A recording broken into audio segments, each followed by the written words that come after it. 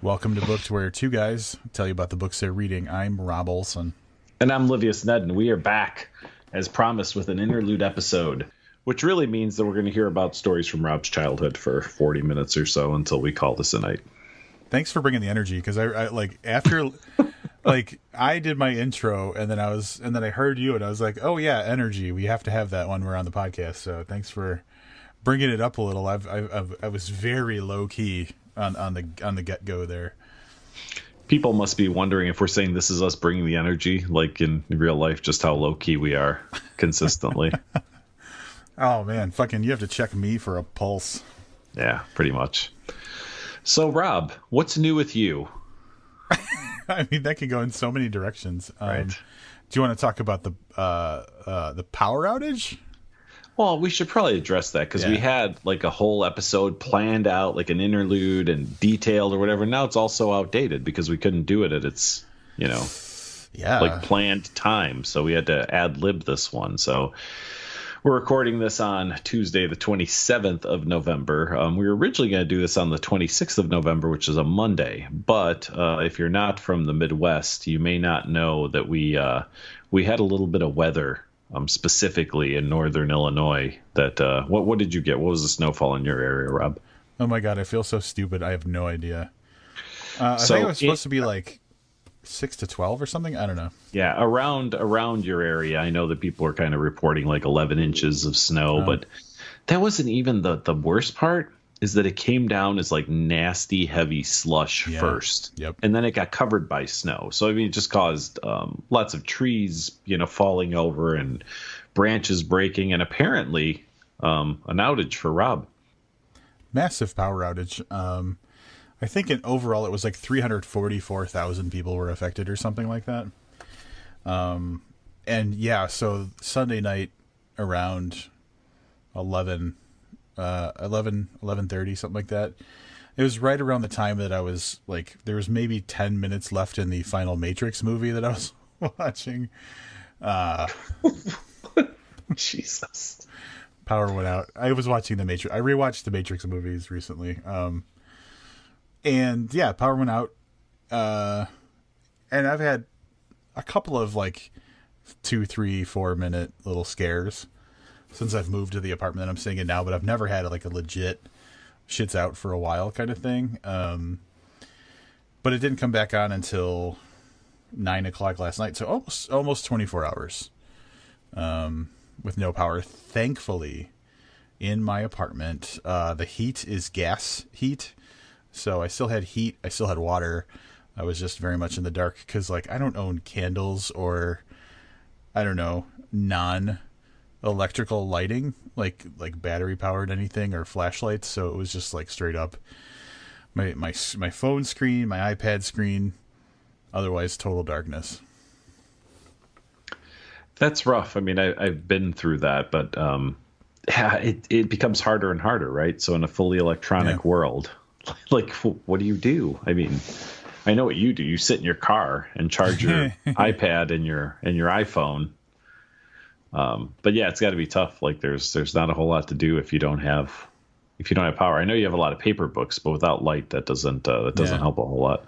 Not doing a lot. Yeah. So, that was my last, and you don't think about, so like not having power sounds like a very minor inconvenience if you know it's going to be like a day or whatever. But like, I feel like just like the adjustment to not having power was, I don't know, not stressful, but like it seemed more of a burden than it really should have been. And it's just been very disruptive to the last, like, basically it took me down for 2 days. 'Cause like when you don't have power, really all you're doing is like trying to figure out life without power. Well, some of us, just go to work, but well, I tried. yeah, Power was out at work. So then they tell you to go home. You're like, well, I don't want to go home. There's no power there. Yeah, so, exactly. Yeah, I'm going to go sit in the dark. So yeah, so we're a little later than we wanted to be on this, but that's okay because we don't really have a whole lot planned. So we're gonna play it by ear. Rob, you did make a large purchase this past week, I believe. Yeah. So I bought a car. And it's one of those things where I've been doing like car research for months, because the car I had was the glamorous, beautiful car that I gave up to have this new car. It is a 2009 Toyota Yaris hatchback. How many miles were on that? It was just tipping over the 136,000 mile mark. Which really isn't that bad, I guess. 2009, so you're talking about 9 years to 15,000. Yeah, I did some heavy driving in the first like 4 years that I owned it. That was like when I was living in Vermont and stuff, so it was lots of trips to and from Illinois to Vermont and that kind of thing. So I just didn't want to do another winter in that fucking car, man. I was done with that car. So I was like, you know what? I know what car, and I was looking around, and I found a dealer that was like 2 minutes from my work. And one day after work, I was like, I'm just going to go get this car. And I went and I bought a 2017 Chrysler 300C. That has to be a significant change in driving from the Yaris. Oh man, it's like, oh god, it's like getting out of like a rowboat and then getting right into someone's yacht. It's night and day different. Like there's tons of amenities, and it actually has like an engine with like power, and it's a very comfortable ride. The biggest thing for me is like I bought that car in 2009, and it is a pretty stripped down model, so there is nothing in the electronics. You know, like I had to plug in the little aux cable in order to listen to like my phone. Mm-hmm. You didn't have power windows, right? Am I remembering this correctly? No, there are power windows on that car. Yeah. Oh, okay, there were. Okay. That was the only, and it actually had the auto down for the driver's side window only. Mm-hmm. So I was like, that was like the best feature of that Toyota Yaris, was that you could do that one touch down on the driver's window.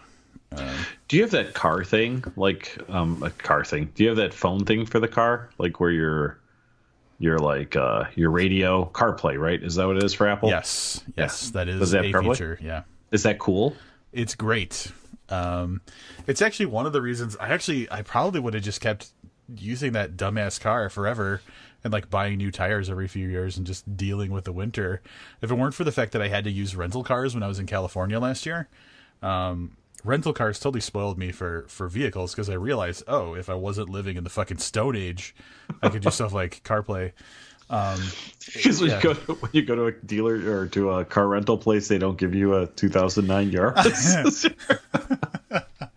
Yeah, much to my surprise, it wasn't just like, hey, what car do you currently drive? And then they give you the same thing. Can you imagine that rental service? Oh my god! Well, that's what I was thinking. It'd be like a sketchy one. You'll be like, "Oh, I'm using this great new rental service, like super cheap." Like, "Oh, what kind of car are you getting?" Like, "Yeah, I don't know." They just give you one when you get there. And then they're like, "Here's this 1993 Honda Civic. It's got 300,000 miles on it. You're not going far, are you?" And if it gets really hot, just roll up the windows, or really cold, roll up whatever it would be. Yeah, where you like the car doesn't work. Yeah, like the kind of things you have to tell someone when they borrow your car. Like, listen, when you're coming up to a stop sign, you want to stop like probably about 50% earlier than you would with your car, because the brakes are a little weird, and sometimes that pedal goes all the way to the floor. They give you like a little tutorial on how to drive the car. Well, it's a very pretty car. I've seen pictures of it. I mean, I'm familiar with it. It's one of my favorite like front ends on a car, like on a sedan. Yeah, it's handsome.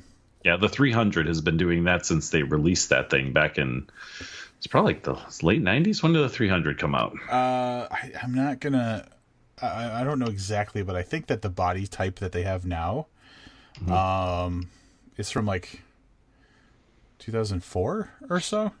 There's 2005 is when it came. 2004 is production. Yeah. There was an earlier 300 that was like, it was more like a Dodge Intrepid. Do you know what I'm talking about? Like it had that kind of like more pointy front end and stuff. But the style they're doing now, is around that time. By the way, Wikipedia, if everybody just gave Wikipedia $3, if everybody who is reading this article on the Chrysler 300 just gave $3. Oh, Wikipedia. Oh, what do we do? The annual begging campaign has begun. Have you ever given money to Wikipedia? No. No, me neither. No, I've definitely given them some sight views, though. Yeah, I have to research for this podcast, including what year the 300 came out. So that's my new whip. Yeah, nice. It's very pretty. Drive it in good health.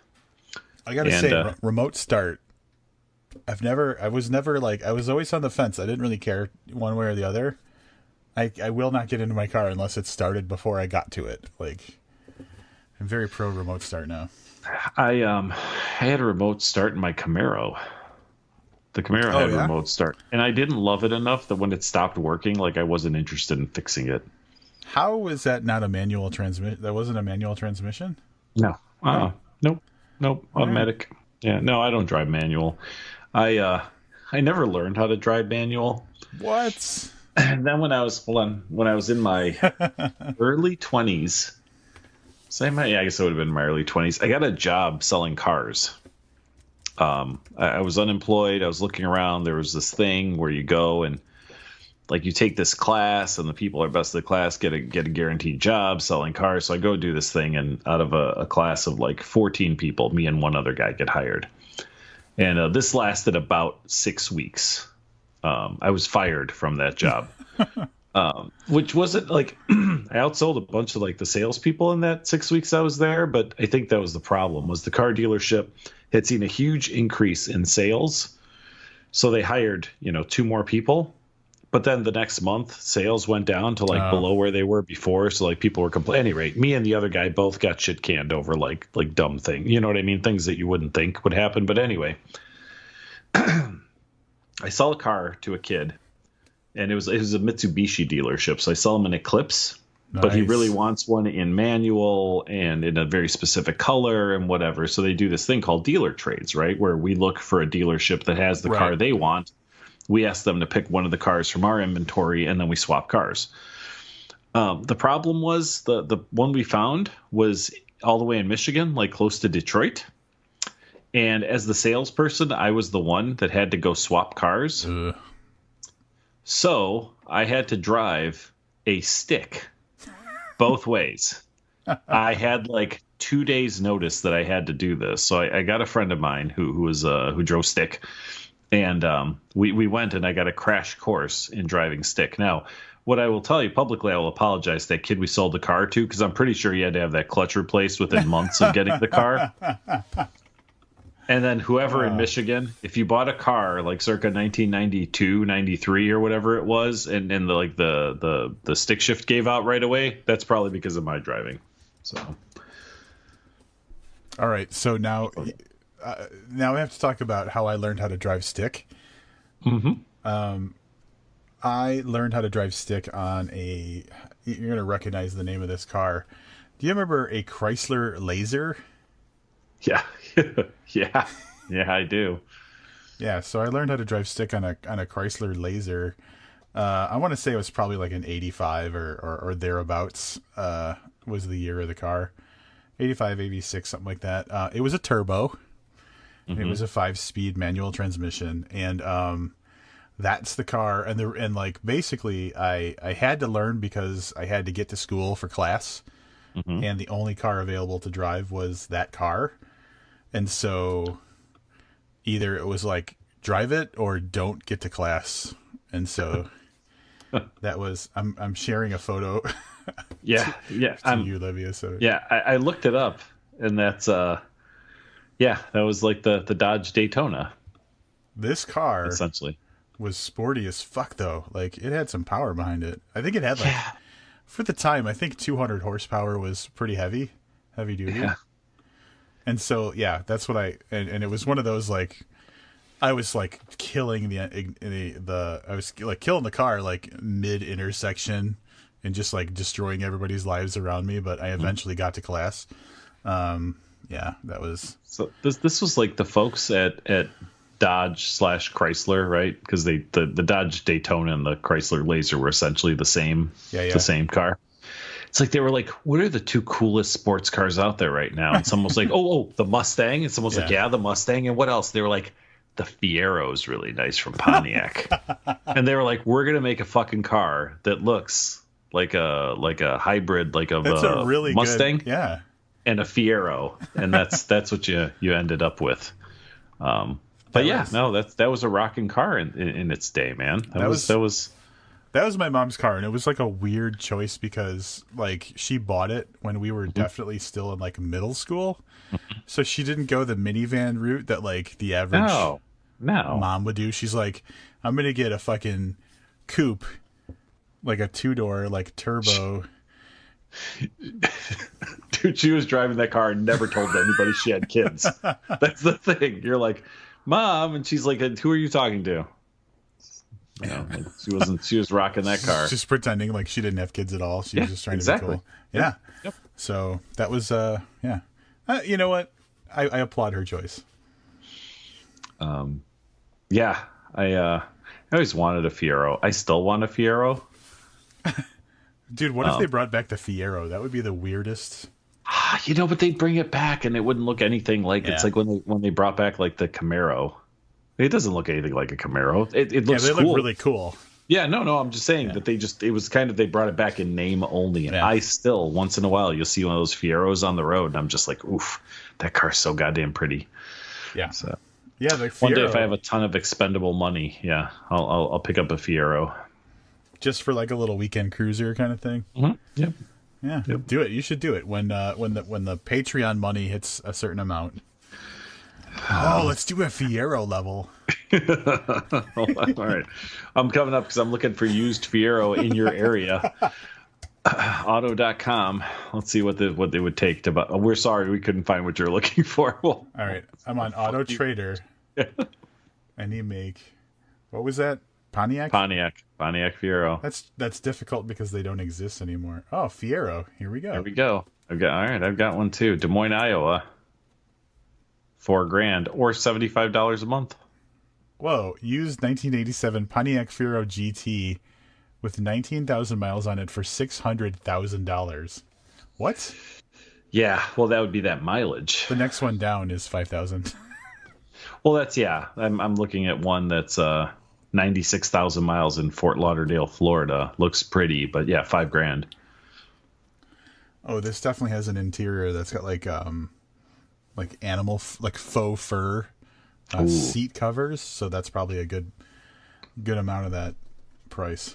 That's even sexier. I think the fact that 17,000 original miles is probably the 600,000. Let's make them an offer right now of $8,000. I guarantee you they take it. It doesn't look like a $600,000 car. I'm looking at some photos. It looks like a $6,000 car. If you're being like, if it's like a friend and you just want to, be generous to them. Yeah. Any rate, I'd love to have one of those. So pretty. But anyway, your 300, man, I can't wait. Is that what we're taking to StokerCon? That is what we are taking to StokerCon. I guarantee it. Beautiful. Heated rear seats, which is going to be great in May. Heated rear seats. Yeah, I don't even know if I knew that was a thing. Heated and ventilated front seats, heated rear seats, and it's got the vents for the back too. Like this thing is, it's got a panoramic sunroof. It's got a rear sunshade. Did I tell you there's like a power sunshade for the back window? No, that's crazy, dude. So on the way to StokerCon, if you're like, ooh, it's get a little too much sun back here, I press a button, rear sunshade pops up. That is impressive. Well, I hope that you drive it in good health. Hopefully, me too. Yeah, me too. Yeah. 9 years out of this motherfucker, like that last car, right? Yeah. See, that's what I'm thinking. Like, do I now turn into like an every 3 or 4 year car guy, or do I stick to the pattern of keeping a car until I hate it? I'm of that second ilk. Well, cars are like expensive enough that I'm like, I've known guys who have just had a car payment like for their entire life because they're every 3 or 4 years they're and then they're upside down in their car. So like the next car, the payment just goes higher and higher. So they're at a point where they're like, I bought a brand new car for $18,000 and my payment's like $775 a month for like 7 years. Yeah, that's terrible. Yeah. So I would say at least until you pay it off. Like, don't do that thing where you wind up. Yeah. Like 3 cars from now, you're still kind of paying a little bit on this one. So, like the new dealer is paying off the rest of what you owe on the old dealer. Right. That's Yep. I wouldn't do that. I threw down some cash on this one, so hopefully that'll help out. Well, when you get that big podcast money, you can afford to do that. Yeah. This has been drove. Is this how we say used now? It's previously driven? Yeah. I don't know. I'm saying that the podcast booked, driven. I don't know. Oh, drived. I like drived. Yeah. You and I talking about cars, as people could hear from the last, 6 or 7 minutes, would probably be the worst fucking podcast ever. Holy shit. Yeah. So, well, not. I know what the worst podcast ever is, so never mind. It would be the second worst podcast ever. Nice. Hey, but I will say one thing, like the unintended consequence of having a Chrysler 300 is that like it's the kind of car that some like car enthusiasts have. It's a car that you can like modify and blah blah blah. So like I've posted exactly 2 photos of my car on social media. I posted on Instagram, and they're getting lots of likes from people who I'm like, ooh, I would never associate with this person because there's some weird, like their whole Instagram is focused around like doing like burnouts in parking lots and shit like that. And I'm like, ugh. So by buying a Chrysler 300, what I didn't realize is that like just by having a car and posting a picture of it, now I'm one of those people. Your burnout in parking lot cred has shot through the roof. I didn't expect that. I don't know how to feel about that because now I'm like, do I have to do a burnout in a parking lot? I would probably crash the car. God, I can't believe that's still a thing. Like I grew up with guys like that. I'm not surprised by that at all. I was not that guy. Like I was never about like how fast a car was. I just wanted a car to like look nice. Like that was my thing. I wasn't into like engine sizes or anything like that. Yeah, I just wanted a car that looked good and that, that was like fun to drive. But yeah, no, I had friends that spent their weekends with their head under the hood or, and then talking about, getting glass pack mufflers. Is that what they're called? Yeah, glass yes. But yeah. I'm aware of that term. Shit like that, and I was, So for example, on my Instagram, I posted a picture of a beer. It's got 8 likes. Posted that first picture of my car, 46 likes. And it's just like, people I know, but then it's just random car people. Yeah, Instagram's weird. I wonder how much of that, and this is no comment on your car picture. It's a beautiful picture. I wonder how many of those people are just trying to get like follows. Follow backs and stuff. Yeah. Yeah. Like they look up a tag, and I've noticed that, whenever I'm somewhere, on vacation or whatever, and I post something on Instagram, like immediately I get, likes from people who are like very similar photos of like the same area and stuff. So yeah, I don't know. So one of the likes is from Hyundai Azera y Amigos, and it's definitely in Spanish, and it's just pictures of a Hyundai Azera. Oh yeah, I guess there's some Chrysler 300s in there. Yeah, I might end up. Don't be surprised if like 6 months from now you're like, Rob has stopped buying beer altogether, and now he just bought new tires. He bought new tires that he didn't need. Like that's going to be the thing. You're like, Rob, we need to stop. He's every weekend he's in the parking lot at Dog and Sons with the hood up on his car. The Culvers with a bunch of other people. It's gonna be the Culvers in Lake Zurich. Yep. Here, like, and when you'll know. I was talking to a guy once, and I was like, this guy is just fucking off of his rocker.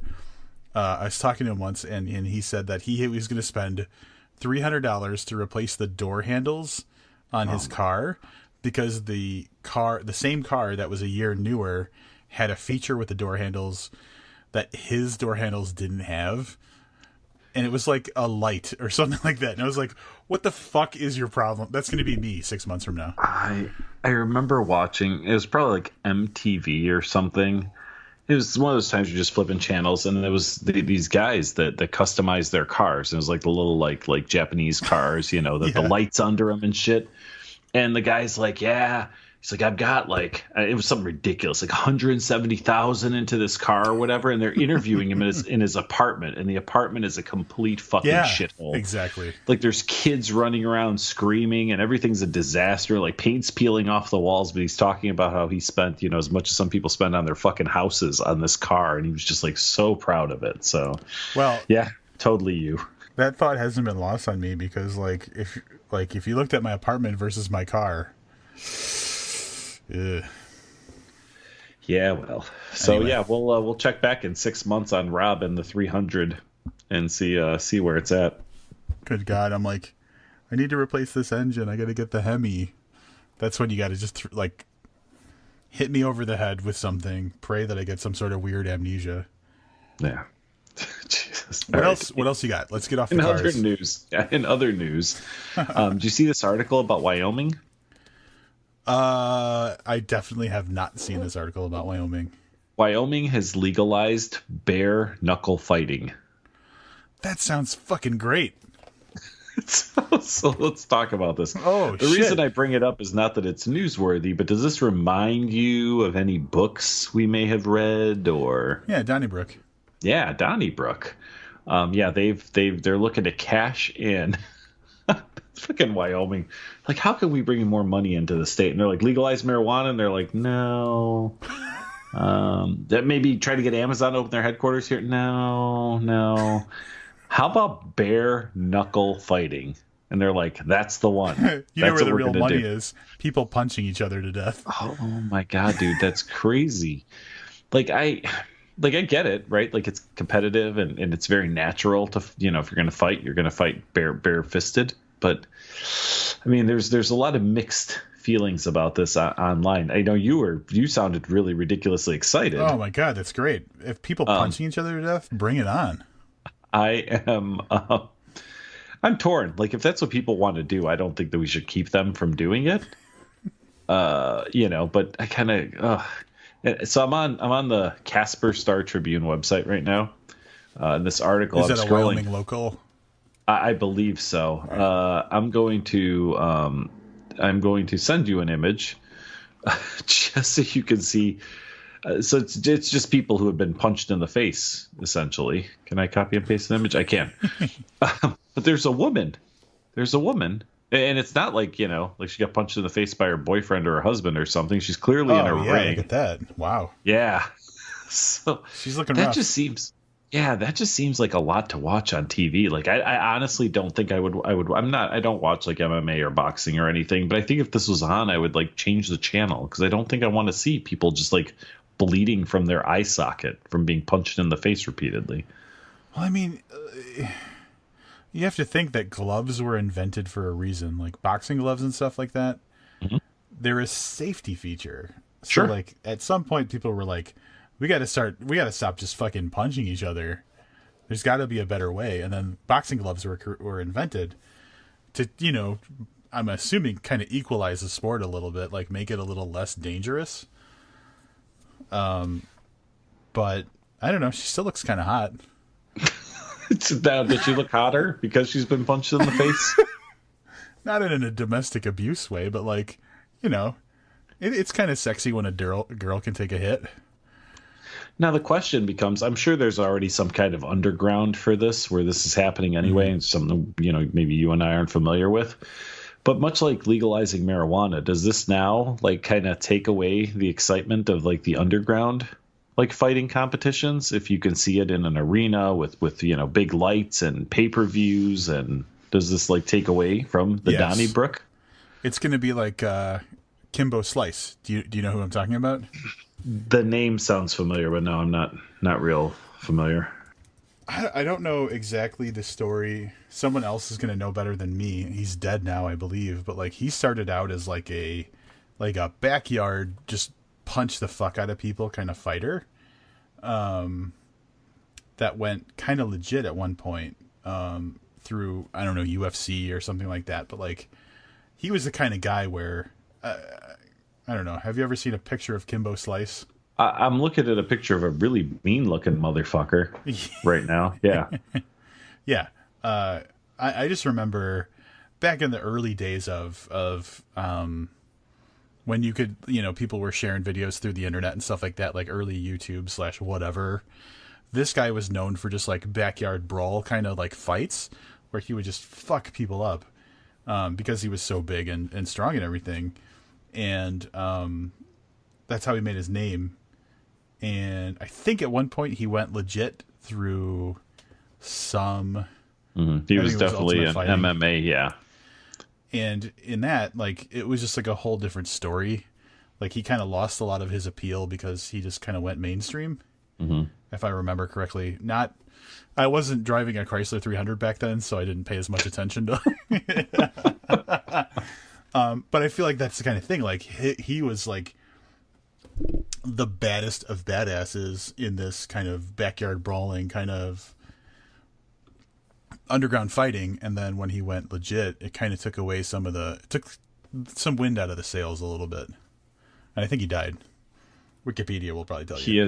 He is dead. That is correct. I do recognize he only had like 8 professional matches, it looks like. Yeah. I do actually recognize some of the guys that he beat, like Ken Shamrock, who wound up being a professional wrestler, I'm assuming after this period. And then Tank Abbott, who was another really well-known MMA fighter. And I say that because if I know the name, they must have been pretty well-known because I don't follow the sport. Right. It's like saying Michael Jordan. Like, if I know a basketball player's name, there's a good chance they were super popular.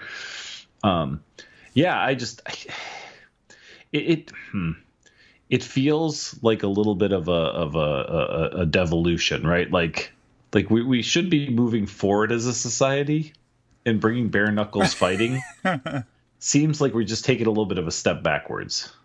I mean, if you ask me, that's everything that's going on right now. Yeah.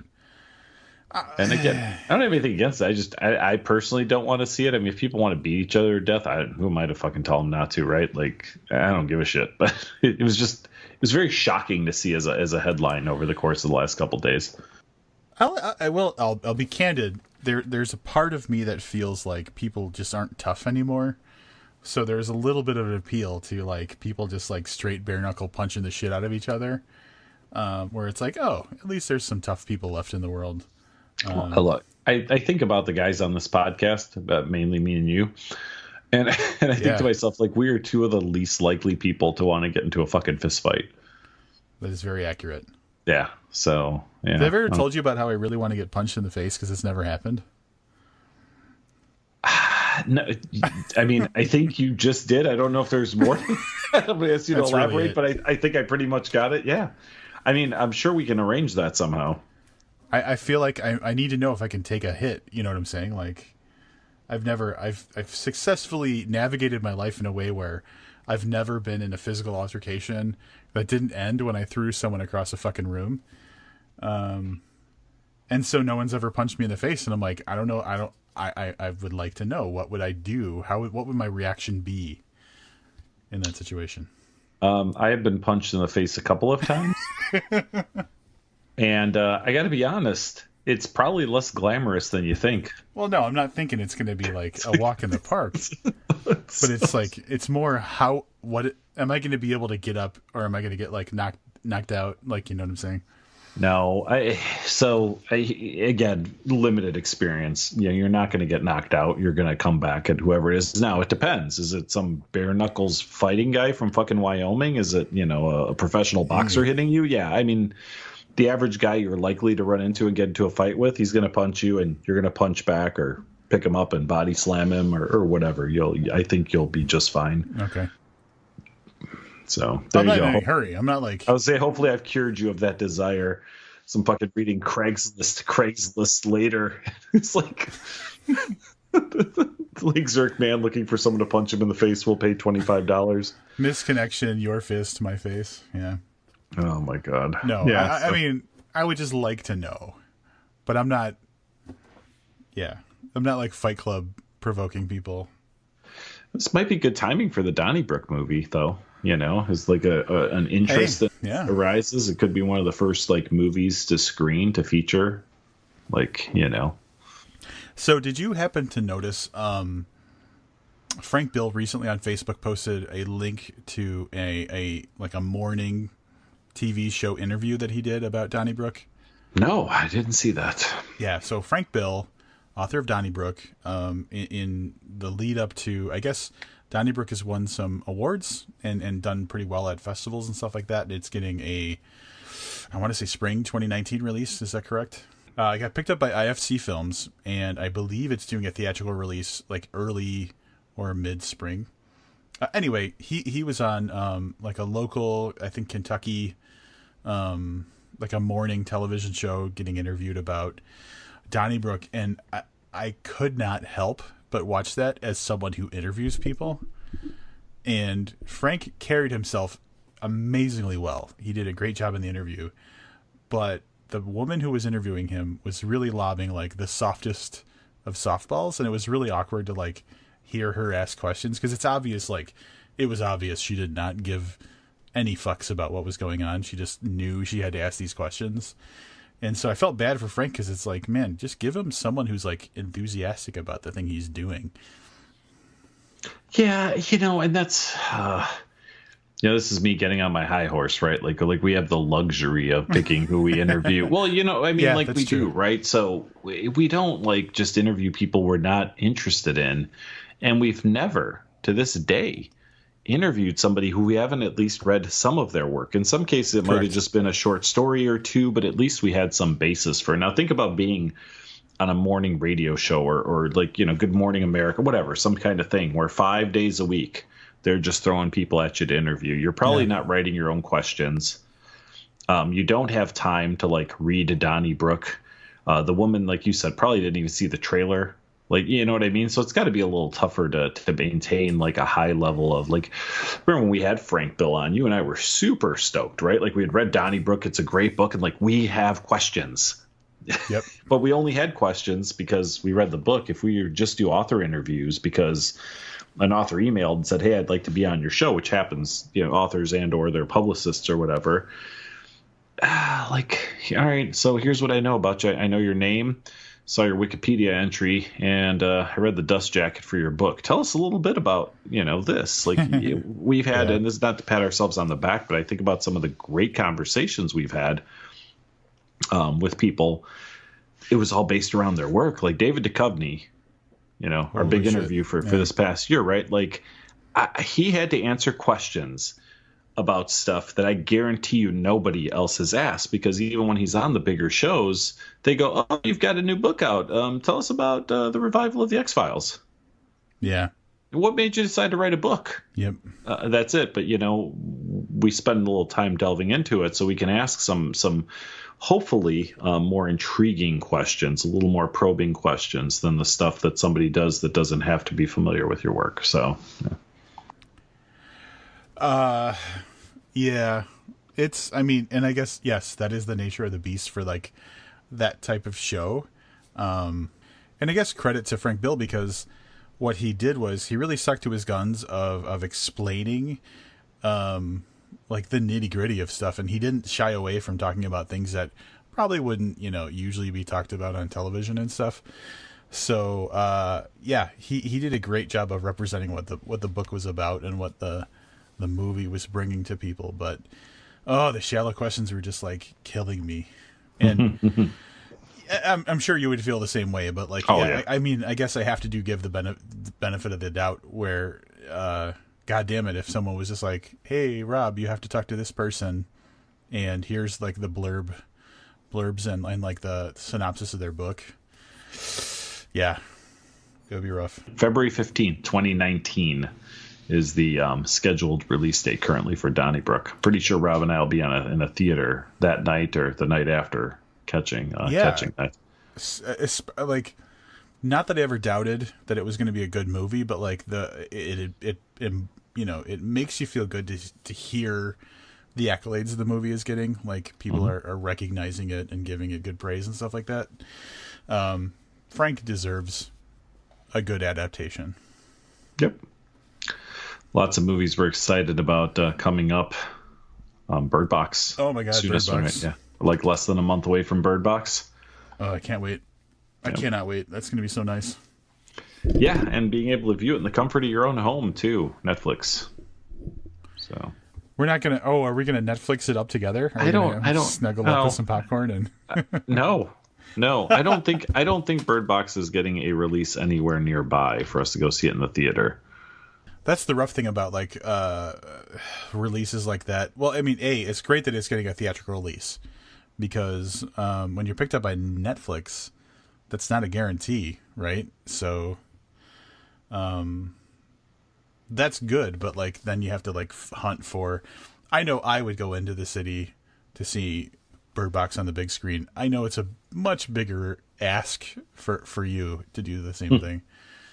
Do we even know? Is it playing anywhere? I haven't looked, to be honest. Yeah. I don't know. I'm just assuming it's on every theater in the world. No, that other movie that they did, the name escapes me right now. There were 3 movies they were releasing, and the only reason was so they could be Oscar-nominated movies because the Oscars don't cover like direct to video or direct to Netflix or whatever. That makes sense. So I think what they're doing is they're going, hey, we're going to put this in 10 theaters for a weekend so that we can qualify, not like we're going to put it out wide for people to see. I think it's more of a now, if those theaters get packed and they sell enough tickets and Netflix can make more money, then guess what's going to happen? More and more of their movies will, if they can actually make it profitable doing it that way. Yeah. But by and large, I think it's more of a token just to be able to qualify for those types of award. Yep. Yeah. That's a weird. All right. So, and Netflix is really kind of muddying the waters of shit right now because like they just had that Ballad of Buster Scruggs release, which was a Coen Brothers. I don't even know if you could call it a film. Do you know anything about it? I just know that was one of the other movies they were releasing, and then that Roma was the third one. Oh, yeah, that they were putting in limited theatrical release. Did that hit home for you? No, not at all. All right, not at all.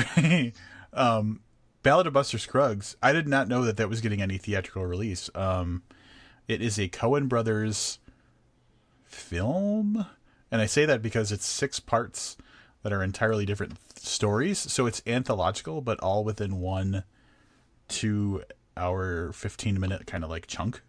Gotcha. I don't know if you're aware of that, but I was not. No. Yeah, so it's like and even kind of the vignette they do between stories, between like the little like short films, is like a book that like, you know, you're flipping pages through the book to get to the next story, that type of thing. So it's like literally a story collection that they're flipping through as the kind of animation in between one story and the next.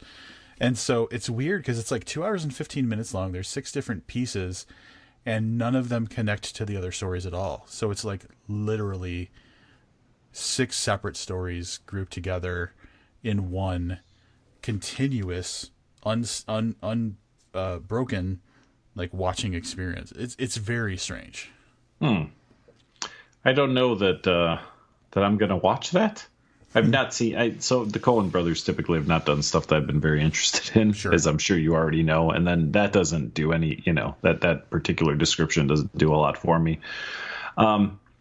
But I mean, they got the Coen brothers, and I quite honestly believe that in a name like that, Netflix would be like, do whatever you want. We don't care. You want to do a 12-minute movie? Like, we'll do that. You want to do weird anthology shit? Like, that's cool. You want to do a romantic comedy horror movie? Yeah. Coen brothers do whatever the fuck they want.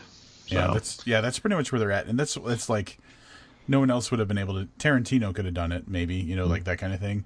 But it's like, I would call Coen's A-listers, right? As far as for sure. Directors go. I don't know what their cred is, like how they've held up, but I know that something like 10 years ago they were the big dogs. So like, it's just a really weird proposition, and I don't think anybody that's going into it is necessarily knows that it's kind of built anthologically. So it's just a really weird. And it opens with the Ballad of Buster Scruggs. Like the first story is the Buster Scruggs story. So it's not until you get to that like page animation thing again, where you're like, oh wait, there's something different. So it's a really weird. So the fact that you're telling me that this is something that's getting theatrical release is even weirder for me, because this is definitely a Netflix thing through and through.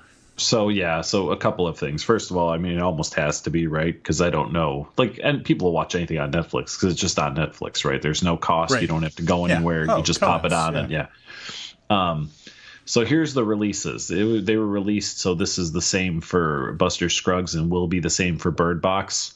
Limited releases in Los Angeles, New York, San Francisco, and London. So the big cities, yeah. Yeah. So that's where they're getting released. And I'm thinking that's probably like one theater in each city, just enough to qualify.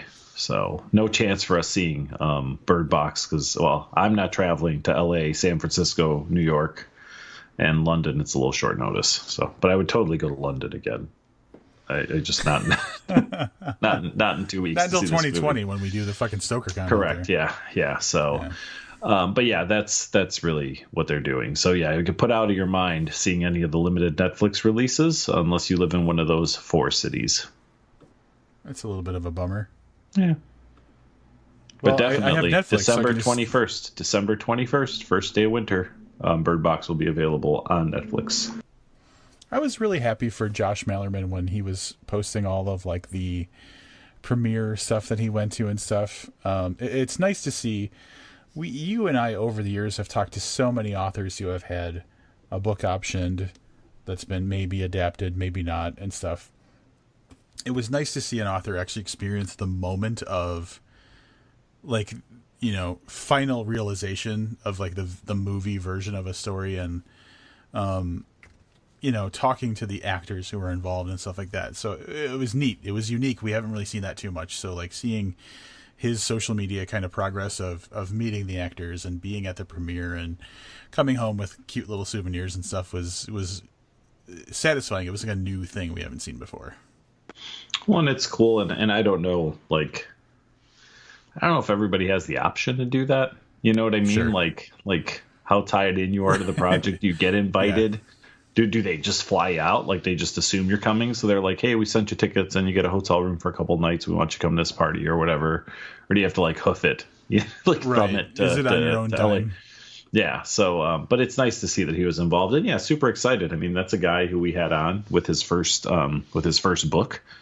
Much like Frank Bill, somebody we've been aware of since the beginning of their career. Although I'd love to have Stephen King on. You know, I can't be really excited for him when one of his books gets made into a movie, right? But I can be excited for guys that, yeah, we were there at the beginning of their careers. So yeah, it's very nice.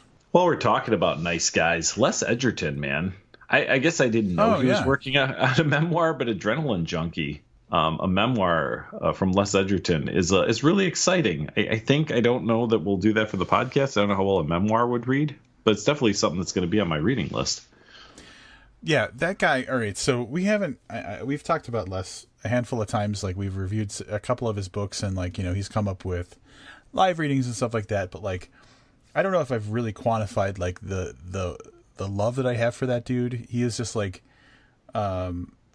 for the especially for the type of content that he writes and stuff like that. He's one of those guys where once you're kind of in his circle, he'll go like beyond the extra mile for you, and he's always been so nice to us. So I've always wanted to see him just like succeed as much as possible. And so my impression, I guess where I'm going with this is my impression of the dude is like, he is just this like sweet little nice dude. But I understand he's had kind of a rough past. So I will read to you from the blurb by John Bassoff, another friend of this podcast. Filled with stories of knifings, armed robberies, brutal prison fights, and Charles Manson, Edgerton proves that life can be stranger and certainly more violent than fiction. And that's what I'm so excited about. I want to know the guy, because he, 40 years ago, would have been the guy that punched me in the face that I want so badly. I am pretty sure that I can still arrange for Les Edgerton to punch you in the face. I kind of almost want that to happen. So yeah, we should. I don't know. What do you think? Do we want to do a memoir of someone we kind of know on the podcast? It would be the second time. That's true. Well, but I feel like we know Les Edgerton a little bit better than the first time around.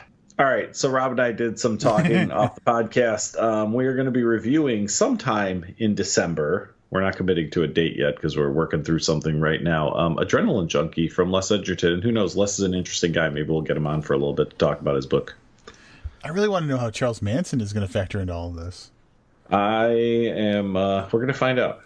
We're gonna find out. And then, like I said, maybe we'll see. We've never had Les on the podcast. He's done live reading. Yes, in Indianapolis. Yeah, but not downtown Indiana. Yeah, downtown Indiana. He was there, but not on the podcast. So maybe we'll see if we can put that together for you guys in December. No promises. Hey, I'm super excited about it. Like, this is something I didn't know about. I mean, I knew that he had a memoir. I didn't think it was on our radar for potential interaction with it. So I am super excited right now. Rob's excited to hear about Charles Manson, is what it is. There was a time in my life where I was super fascinated by the whole Manson. I'll tell you what it was. And this is, do you know who Vincent Bugliosi is? No, I do not. So Vincent Bugliosi is the name of the guy who was the prosecutor in the Charles Manson case with the Tate LaBianca murders and all that kind of stuff. And he has written several books. One of them being called, I think it was called Helter Skelter, and it was like the true crime book about like the Manson family murders and all that stuff. Mm-hmm. And my mom actually put me onto this book because of how like clever and like thorough of a prosecutor Bugliosi is. Like the dude wrote it was like 500-page book about the entire process of the Manson killings and the trial and the outcome of it and everything like that. And it was so fucking well written that she's like, you have to read this. And I'm like a teenager and my mom's trying to get me to read about fucking slayings and stuff like that. So I was like, yeah, of course. And so that's how I was kind of introduced to like the whole Manson family thing.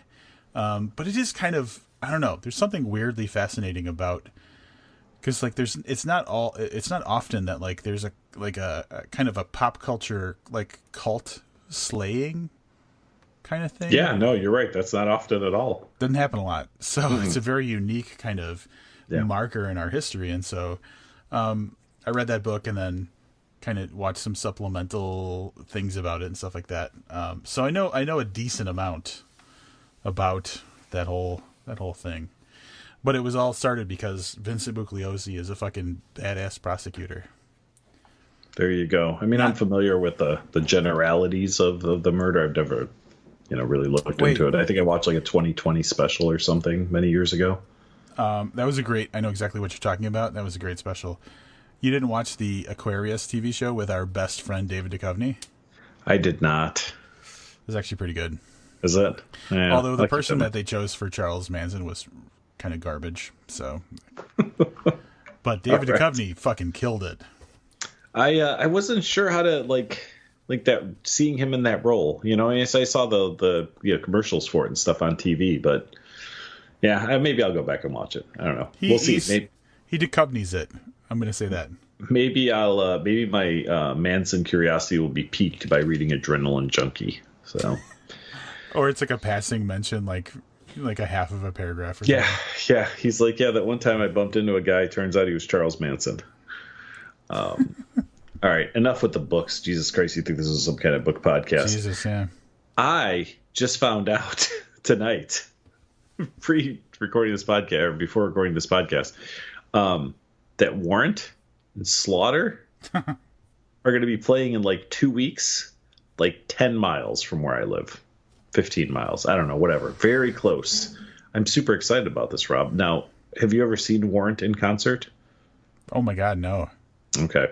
So I'm going to tell you my twice I've seen Warrant in concert. And I may have shared this on the podcast previously. The first time was in their heyday. It was on the Cherry Pie tour, would have been 1990-ish, right? I saw him and I was like, oh, I kind of like Warrant, but it was at that time where I was going to like every concert that I could, go to. Makes sense. So wait out overnight for tickets. I get fourth row tickets. I think 6 of us go, right?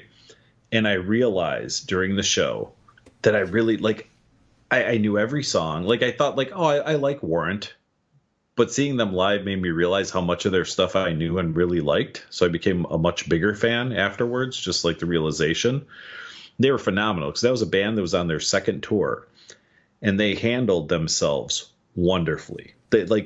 I'd seen the Scorpions and AC/DC, and these guys performed like they did. They had like a stage presence that was unexpected for how young a band they were. So that was my exposure to seeing Warrant, which incidentally, Slaughter opened for Warrant when I saw them, like around 1990. Okay.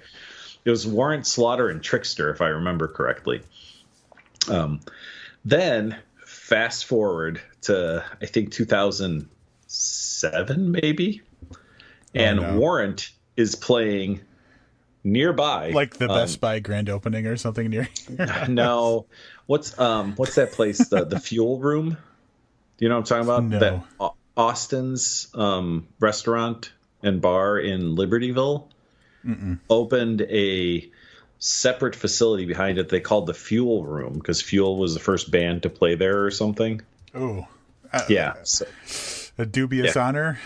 Yeah, so they're playing there, and tickets are like $15 and whatever. It's right down, not right down the street. But it's 20-minute drive.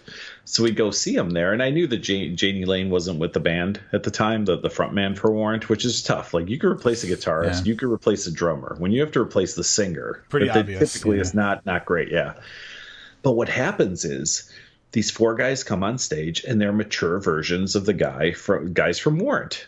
You know what I mean? Like, they don't all have long hair anymore, but they look like adult people, and they start playing, right? And this fucking clown, now not a literal clown, a figurative clown, comes out on stage.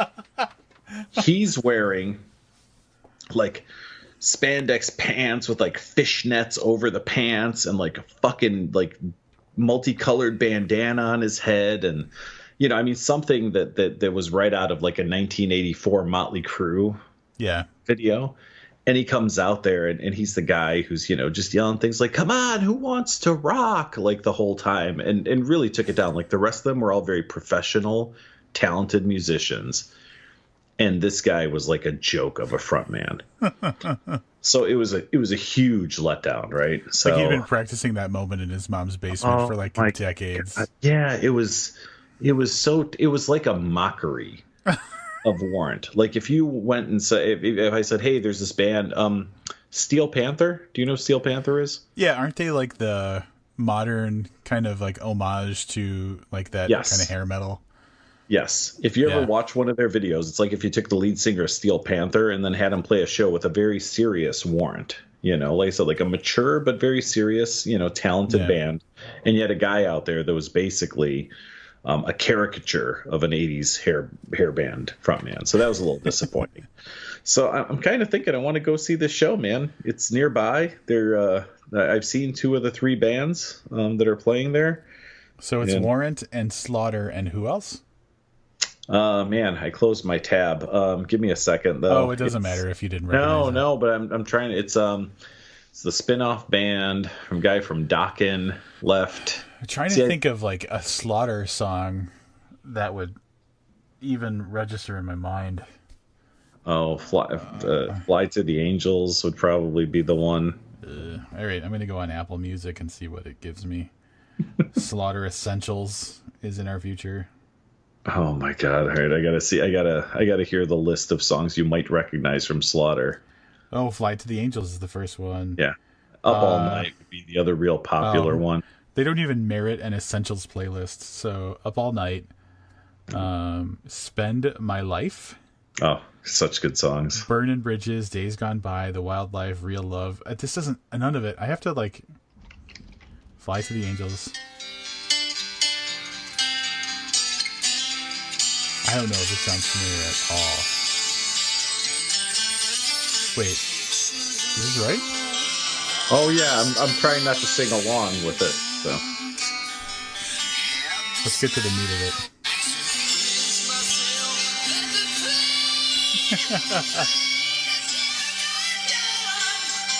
Oh, I know this song. All right, yeah. I've heard that song. Dude, there are in the orchestra pit. There are seats available in row B. Oh, dude, you have to do this. There are front row seats. Hold on. There are actual front row seats available for $60. Do it right now. I think I have to do this. I'm peer pressuring you to go see a fucking Slaughter and Warrant show. And Lynch Mob. George Lynch was in the band Dokken, and then that was like his like little side project, Lynch Mob. So not like Lynch Mob, like the Ice Cube. No, it's like 4 fat white guys, I'm sure, at this point. So an actual lynch mob is very nice. Very nice. All I right. even felt bad saying that.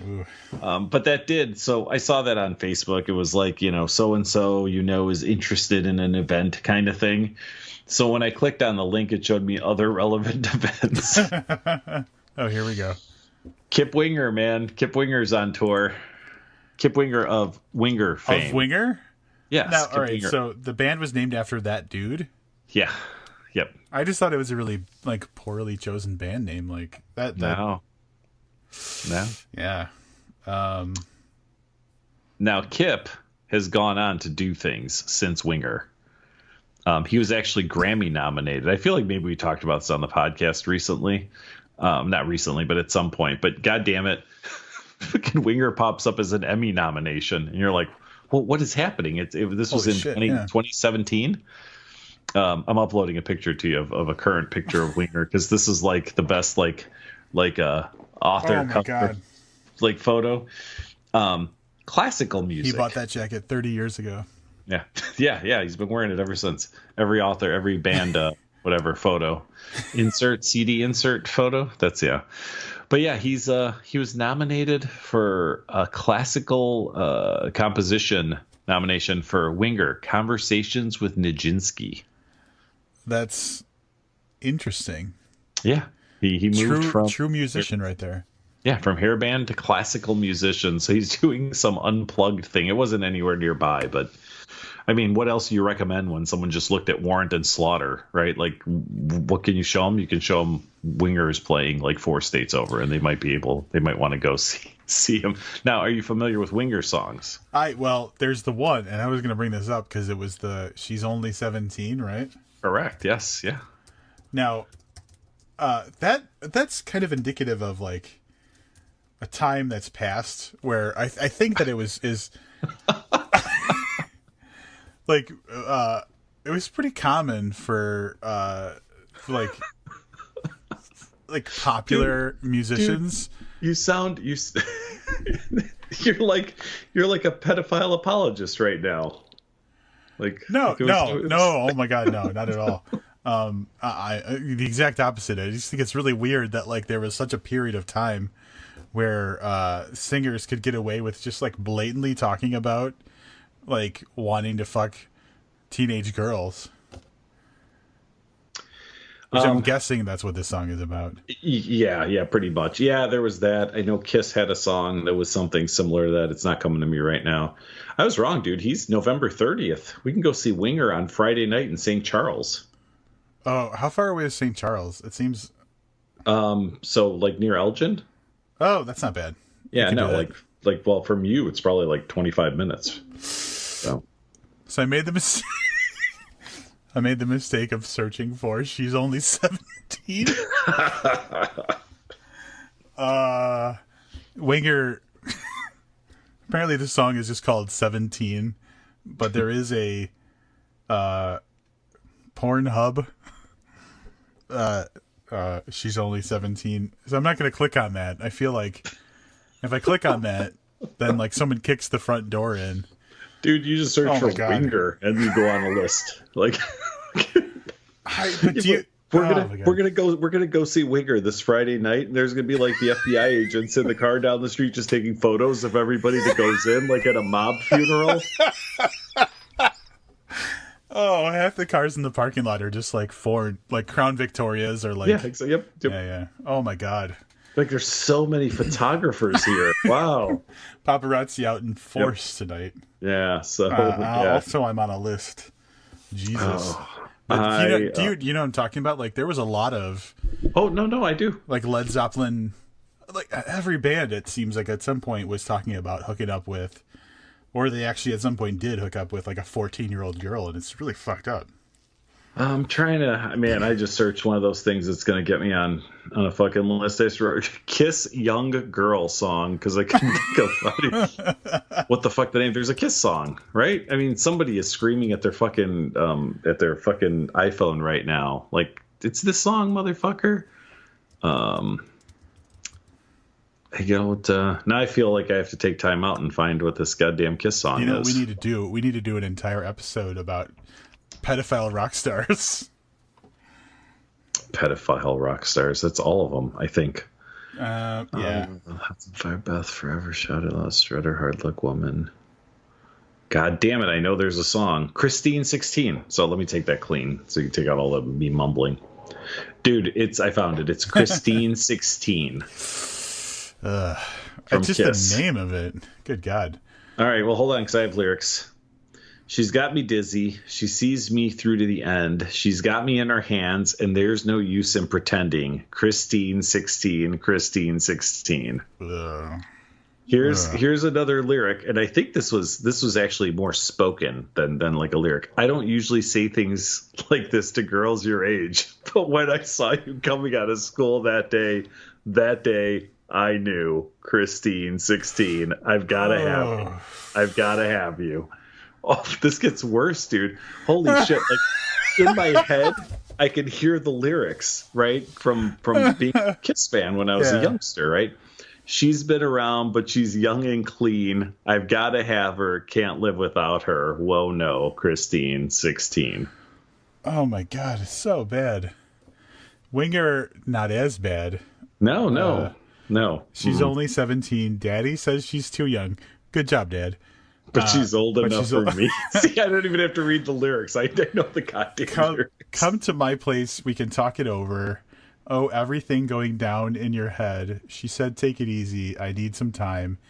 Time to work it out, to make you mine. And just when I thought she was coming to my door, she whispered sweet and brought me to the floor. Oh, and that's the whole thing is the song is she says, I'm only 17, right? Yeah, I'm only 17, but I'll show you love like you've never seen.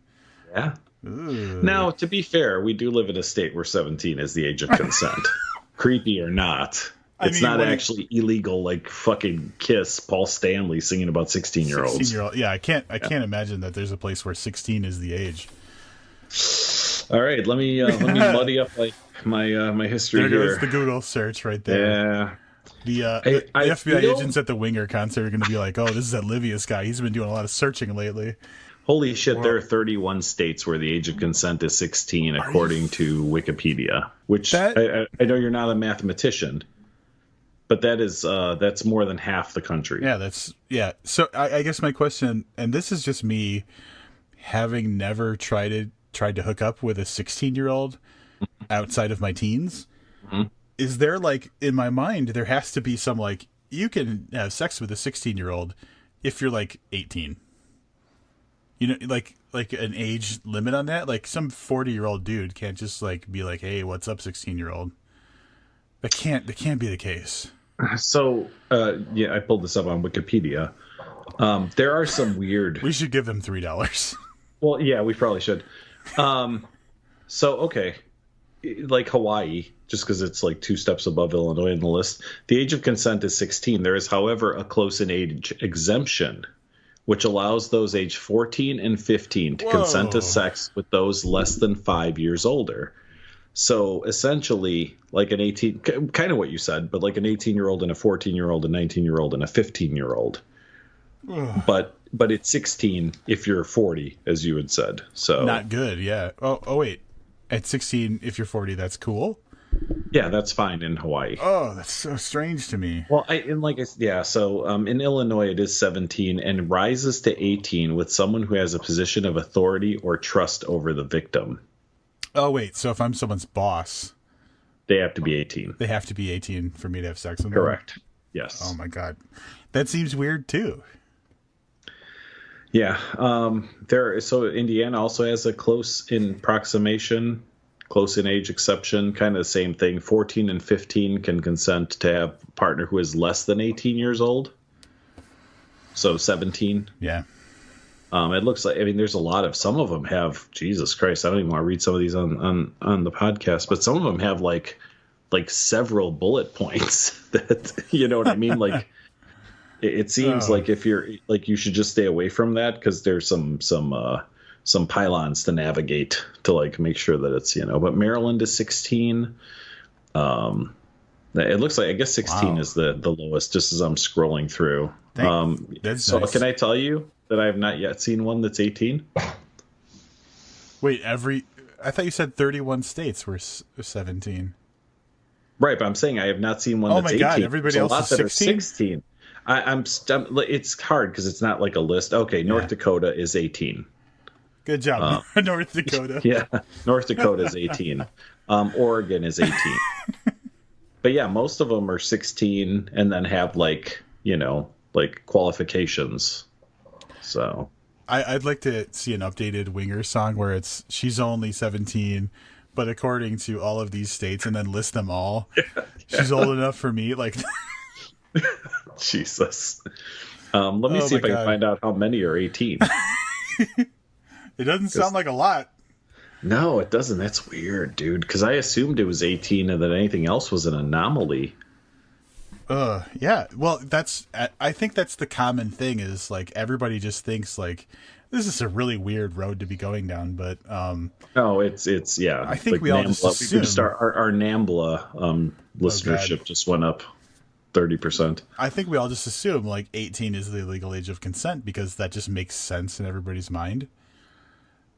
But like, I never think about it. I'm going to read you the most disturbing thing, and then we should probably move on. The federal law establishes the age of 12 as the minimum age of consent, while the age at which there are no restrictions for consensual sexual activities is 18. All right. I think we're going to put an end to that chapter of this podcast. Yeah, I could not easily find how many states it's 18. That didn't pop up like the. Like, look, I'm no prude. I get it. People want to hook up and stuff like that. But, like, I'm just a little surprised by the Wikipedia research that we have done tonight. That's what's surprising. Thanks, Winger. Les Edgerton was hanging out with Charles Manson. Winger is conservative in hooking up with 17-year-olds. Winger was well within his rights. Yeah. Nothing weird about that. Maybe I'm just a little too, old-fashioned. Maybe that's the thing. I'm 40 now, and I'm old-fashioned. Yeah, maybe. I just want to legislate, like, whatever age I lost my virginity at, like, has to be... I'm just kidding. 24 is the age of consent, according to Rob. We're not going to reveal that number, but it didn't happen earlier because he didn't want to break the law. So, at any rate, that wraps it up. I think should fucking wrap it up for this interlude episode. Sweet Jesus, yeah. Yeah, if that last segment didn't tell us that we should probably never do interludes again, I don't know what will. Come back next week. I'm very hesitant at mentioning what next week might be. Because we're not sure if we're on track or not, so could be more. We could be doing the Age of Consent tour again here on. Oh God, Kip Winger is going to be our interview next week. Yeah, and then we're going to look at Age of Consent laws in South America as we break it down. As we break it down for you here on the podcast. Anything else you want to add before we? No. Not at all. Until next time, I'm Livius Nutton. And I'm Rob Olson. Please just keep reading.